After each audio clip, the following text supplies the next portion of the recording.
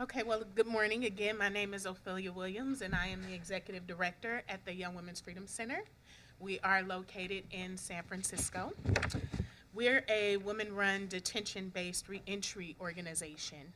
And as a practice of social change and as a practice of freedom, we use healing arts and popular education to build the power of young women most affected by social and economic injustice. We take a radical approach to movement building. We place our young women at the forefront of efforts to make systemic change, and we use service provision as a means to create healthy, inspiring, effective, and empowered advocates and community leaders. The young women we represent are born into cruel realities. Poverty, crime, and addiction surround their everyday lives, and they are living in a constant state of general crisis. There is very little attention given to breaking their generational cycles of abuse. Studies show that girls of color account for approximately 22% of the general population, but they make up nearly 66% of girls incarcerated. More than 50% of these girls report emotional, physical, or sexual abuse. Our experiences as women and girls all too often pull us to the sharpest edges of our realities, and we stay there. Some die there, isolated and alone. Our organization focuses on young women of color, but we acknowledge there is a war on womanhood, and we must fight collectively for the right to control our bodies, for the right to say no to sex, for the right to be free from violence, and the right to care for ourselves and our feminine needs. We can't allow oppression to dominate our existence or continue to destroy our humanity. Our call to challenge systemic patriarchy is a call to all women, and the many systems of oppression don't just affect the poor and uneducated. Affluence can circumvent some things, but it can't circumvent them all. Hillary Clinton can run as the first woman president of the United States, but her daughter can't get an abortion in Mississippi.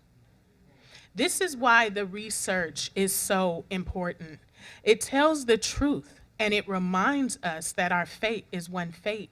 And when we walk alone down a dark alley street at night, we all walk with the same fear. The protection of professionalism and privilege is an illusion. Professionalism and privilege don't prevent domestic violence, sexual assault, kidnapping, robbery, or rape. The Young Women's Freedom Center values the lived experience, leadership, and authority of young women who've suffered homelessness, sexual exploitation, discrimination, and incarceration, and are therefore the most qualified to express what they need and want. Because history belongs to the author, it is critical that if we're really seeking to know her truths, she must be the author and the storyteller of her own narrative, because she can be and she should be. To increase our organizational capacity at the Young Women's Freedom Center, to identify the unmet needs of the forgotten, the ignored, and the most neglected, we entered a research justice partnership with the DataCenter. Together, we conducted a participatory action research project, which we'll talk about more in a minute. But here with me is my colleague and sister, Dr. Connie One. Did I say it correctly? Okay. And she will proceed with speaking further about our community-driven research for social justice and young women's freedom. Good morning. Hello, hello. So I did this thing where I didn't submit my biography, so it's blank. And I refuse to be absent. So I'm going to share a little bit about who I am. I think as Black and non-Black women of color, we're going to have to be very, very present. So let me tell you about myself. My name is Connie One, Dr. Connie One. I identify as a Vietnamese woman born in Oakland, California, hootie hoo. And what that means is for about 20 years, I've worked on issues of violence against Black and non-Black women of color. And I've worked as a sexual assault counselor, both formally and informally. That means as a professional, and then at home with my friends and family. I have also been a high school counselor, or a high school teacher actually, and counselor, community organizer, and youth advocate for quite a bit. And through those experiences, I ended up going for a PhD and in the School of Education, Graduate School of Education at UC Berkeley. There I conducted a comparative study on the impacts that structural, institutional, and interpersonal violence had on the lives of Black and non-Black girls of color who had school discipline records. So I looked at all the forms of violence and what that meant for girls who had records. And one day we could talk about that. So today right now, I am a research consultant for the National Organization of Asian Pacific Islanders Ending Sexual Violence, the only one of its kind. I'm also a research justice at the Intersection Scholar at Mills College. And then finally, my main hat today, and one I'm very proud of, is I'm the director of community-driven research at the DataCenter. So what we're gonna do is talk about what this is, what's research justice, what is community-driven research. And one of the things that is fundamental to research, community-driven research, especially as, for me as a feminist of color researcher, is to contextualize the work that we're doing. So it's important to identify that when we research things and we look up narratives and we find the data, or these numbers that we call data, all of this stuff exists within the context of something. And we need to call those things, those somethings, right? So all these numbers that we look for are in the context, and these narratives are in the context of what people are calling anti-Black racism. It's under the context of a history of Native genocide. It's in the context of an anti-immigrant xenophobic culture, one that is about racialized capitalism. And all of that is linked to a history and context and culture of heteronormativity, right? And patriarchy. So all of it linked, we're finding the numbers for that. Right? And these are the structures that enable the institutions and context by which we have to find the data that tells us that these injustices and violence that happen, these kind of structures kind of play out in the foster care system, the criminal justice system, schools, communities, and home context.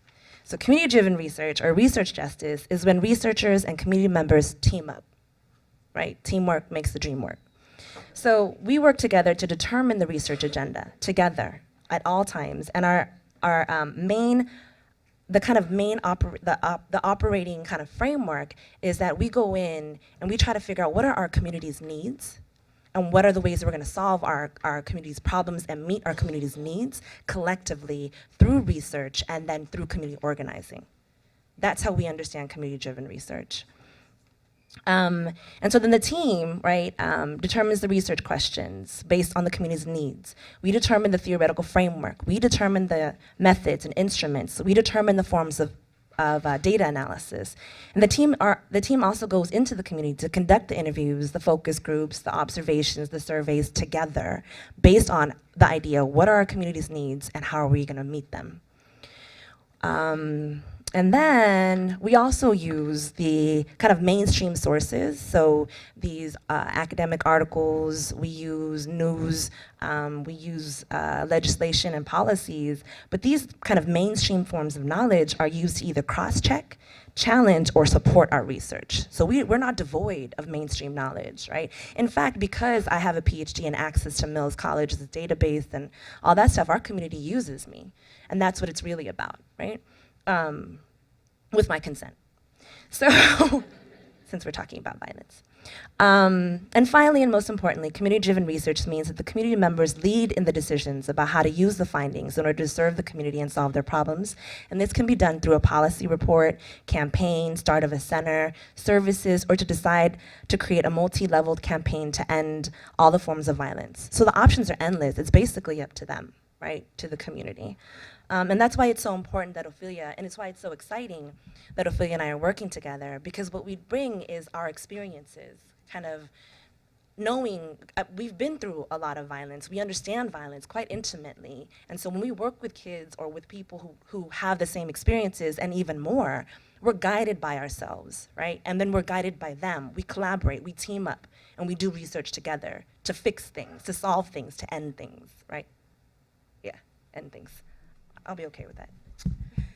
So, the purpose of our Research Justice Collaborative was to couple the mainstream knowledge, as Connie mentioned, the policies, the legislation, academic articles, with the community based knowledge. So, our youth centered interviews and focus groups. And it's all for the purpose of leadership development and community organizing, and to identify what our communities actually need so that they can be most empowered to resolve those issues. Our participatory action research project was led by formerly incarcerated and low income young women. In late 2014 and throughout 2015, participants in our Sisters Rising apprenticeship program were trained by the DataCenter as research organizers. They were trained to conduct surveys, focus groups, and interviews, and the research was conducted in community organizations, in group homes, in the county jail, in the juvenile hall, and in continuation schools and on the streets. The research examined the needs of San Francisco Bay Area cis and transgender women and girls of color ages 16 to 24, and we engaged over 180 participants. And in case folks want to visit the Data Center website, we have a research justice thing. Oh, somebody already knows. Okay. Again, let me give you some of the data. The data is this is from the girls study, right? They found on economic security, the girls found that while only 30 of the 180 participants answered this question about income, the results demonstrated that 73% of them were unemployed. 73 of the girls they interviewed were unemployed. 54% of the girls made less than $500 a month. 20% of the girls admitted selling drugs for money, and nearly 9% exchanged sex for money. For those who shared that they were exchanging sex for money, nearly 10% of them were trading daily. So this is the girls researching their peers. On health, the research organizers' study showed that participants' biggest health concerns were stress and asthma, which are environmental concerns. And finally, the participants shared that they felt the most safe at home, school, and the least safe in their neighborhood. But while they felt safe at home, the study also shared that 10% of the girls were homeless, more than 4% lived in a shelter, and 5% lived in transitional housing, and 2% lived in a car. And then there were questions about incarceration. The study's results showed that 53% of the girls had been arrested in their neighborhood, 27% at school, and 20% from home. And nearly 70% of the girls had a family member that had been in prison or jail. 60% of the girls explained that their experiences in juvenile detention were harmful. And then they had questions about school. And the study found that while the girls from their research felt relatively safe at school, and 60% of the respondents identified that education was important, 43% of them identified that the biggest challenge to staying in school was based on their need to work, to make money, 15% that they didn't have enough support at school, and then 13% said the subjects were too difficult, and then 10% said that they were mothers who needed childcare. So the results of this research project, which you'll see behind us, they are flipping. We only selected a few of them. Actually, the staff at the Freedom Center selected a few that were really poignant and really also mirrored their personal experiences. So the results of this project were threefold.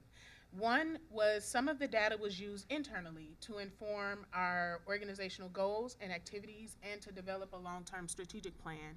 So we used the data internally. We also used, the young women were trained during this process to collect data and do data analysis, so they gained a hard skill throughout this process. And third, we have recently released our annual report. It's still in draft, but we wanted to bring something with us today. So I do have a few hard copies, not many, that we can share. And so I do have a few for those who are interested in getting a copy.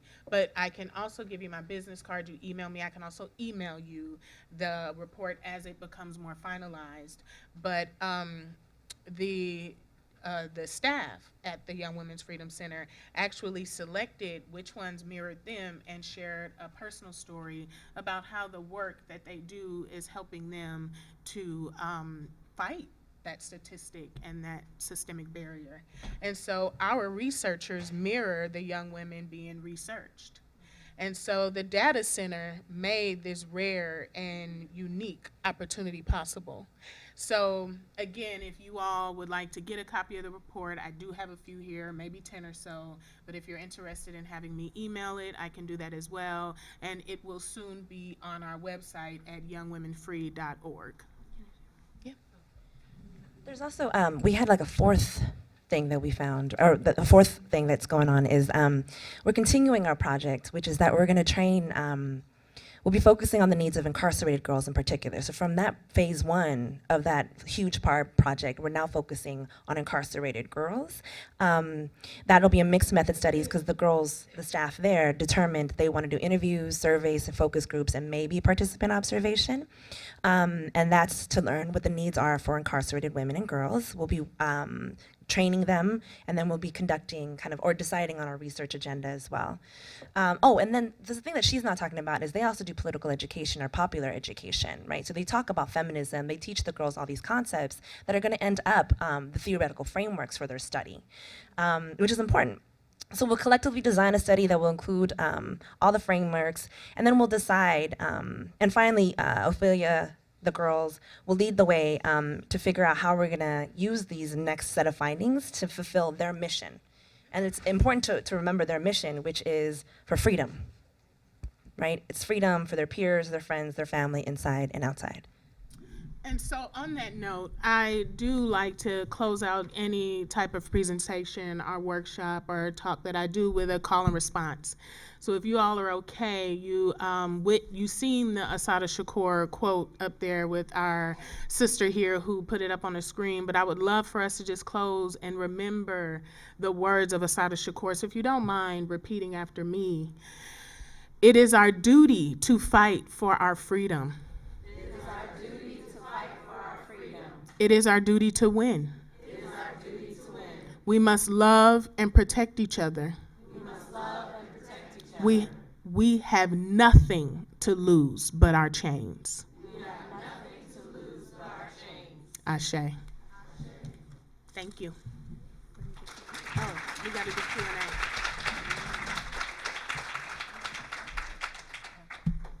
So yes, let's get going. Do we just speak up and we'll get a mic to you if we? It's coming along. Yeah, here it goes. Thank you all so much for your presentation. I think about my research.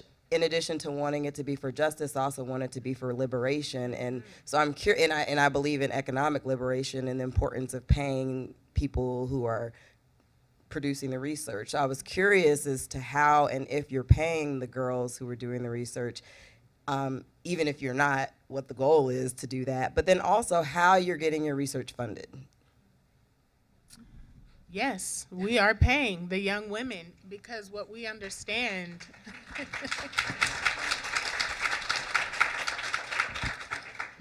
what we understand at the Young Women's Freedom Center is the enormous barriers these young women face, and that the streets can often be more attractive because they are generating more income and sustaining what they need, their basic human needs. And so we do pay our young women 20 hours a week at $15 an hour. They are junior staff. They are called research organizers, and they learn agency over their title, their role, and their responsibility to their community. So we do honor them, and we make sure that though they are not paid what they should be paid, they are paid something to be at the table, because often our young people are the ones at the table bringing us what we need to do our work, and they are the least compensated, and it's just unacceptable, and it continues the imbalance we do not agree with.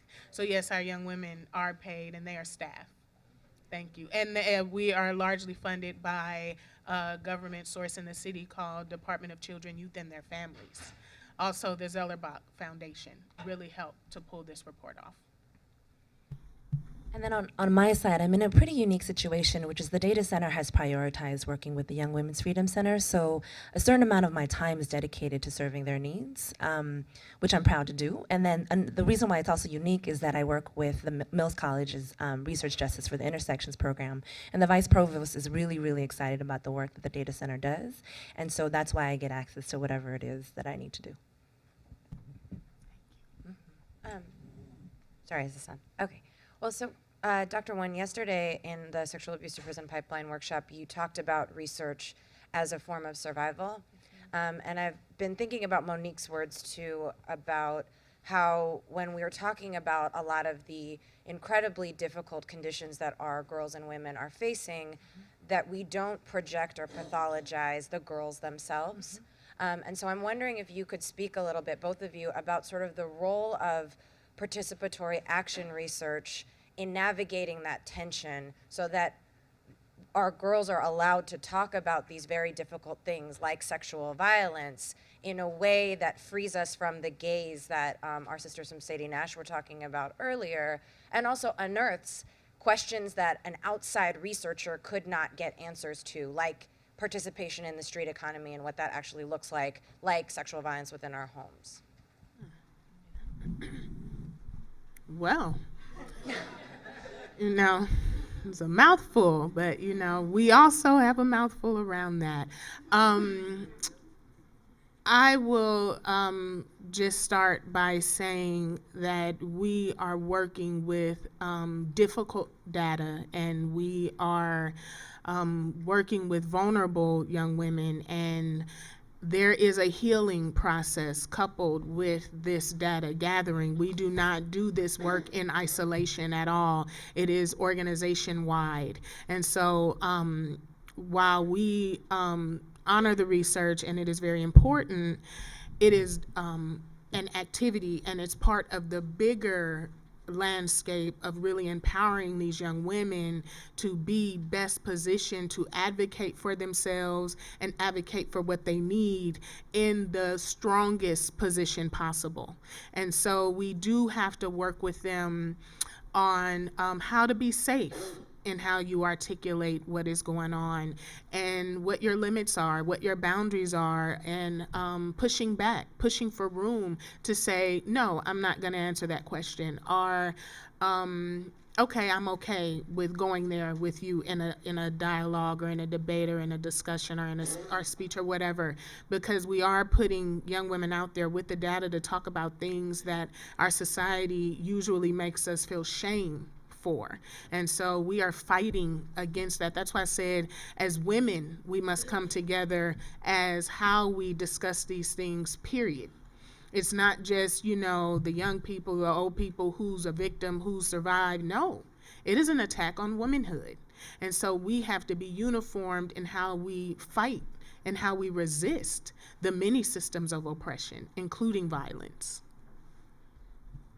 Thanks for the question, and I think that's the main thing, is like and you can also think about yourselves, folks in here who are researchers. Some of our projects are really grounded in our own kind of histories or experiences, and how was it that, like, figuring out that this stuff we were studying on, maybe it was violence, was like, oh my God, this is about me.